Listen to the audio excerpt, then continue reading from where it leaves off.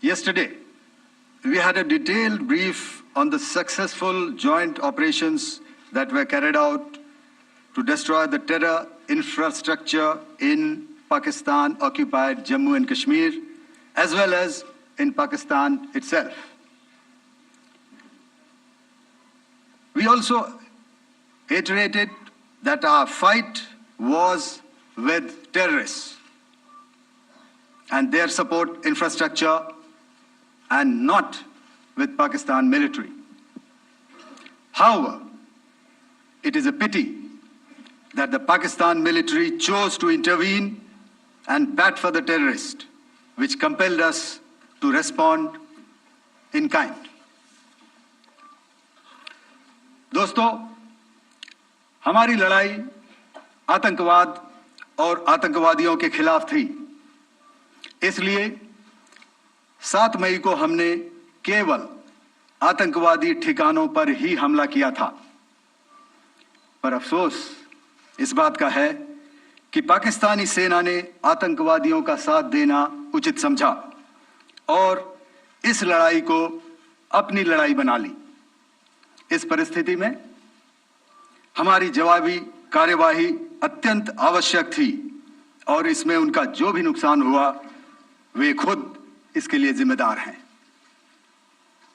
हमारी तरफ से हमारी एयर डिफेंस सिस्टम्स देश के लिए दीवार की तरह खड़ी थी और इसको भेदना दुश्मन के लिए नामुमकिन था।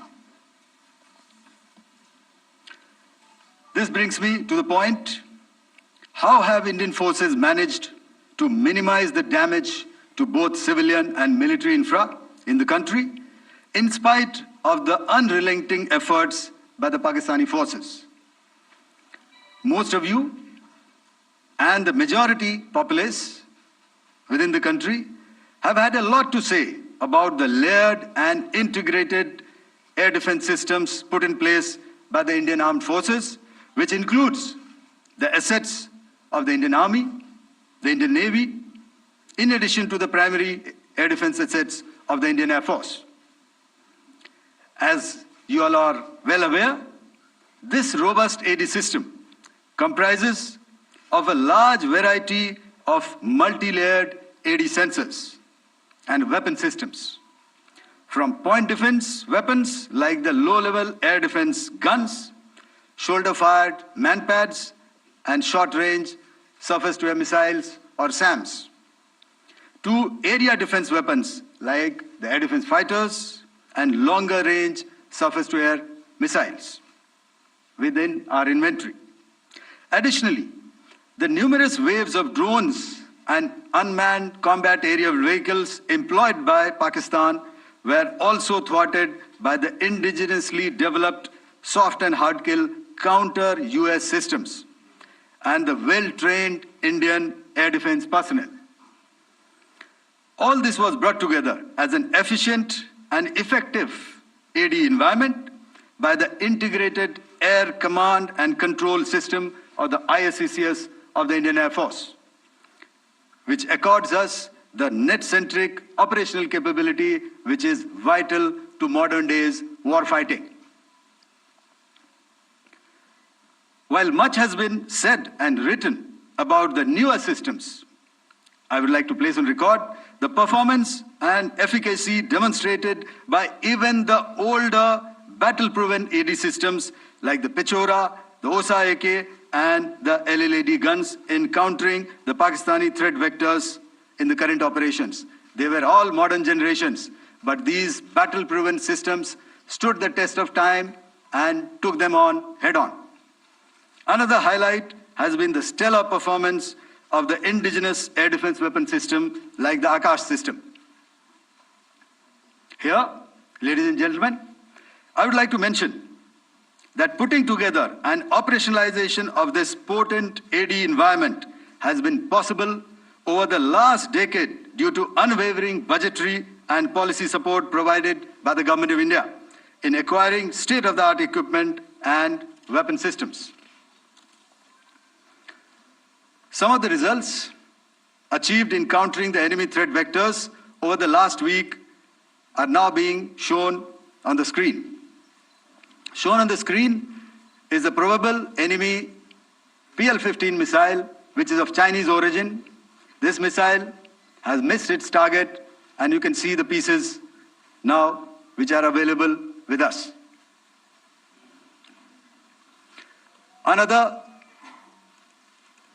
weapon system or weapon which was found was the long-range rocket, the pieces of which you can now see on the screen. We have talked about the loiter munitions and the unmanned aerial systems, and here are some of the glimpses of those systems which we have brought down. To your right, with the right undercarriage or the wheel, you can see is the Yeeha system, which is of Chinese origin with Pakistan.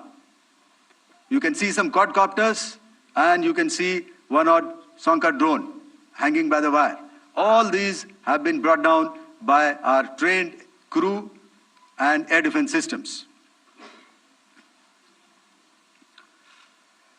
As far as our offensive actions are concerned, yesterday I had already shared some details about the targets engaged by the Indian Air Force. The composite picture of the Indian Air Force targeting so far is now shown on the screen. As you can see, we have targeted the length and breadth of the adversary. I'm sure most of you would have already seen the effect of these strikes on ground, courtesy the large number of videos and photographs being circulated in the media. A few representative examples from the open source are now being shown to you on the screen. In fact, two of them. This is the strike on the Noor Khan Air Base. And you can see the effect. I'm sure most of you have seen the video. I have also picked it up from your sources only. And this is the aftermath of our strike at Rahim Yar Khan Air Base. You can see the massive crater that it has left on its runway. And you can see the pinpoint accuracy of our weapons.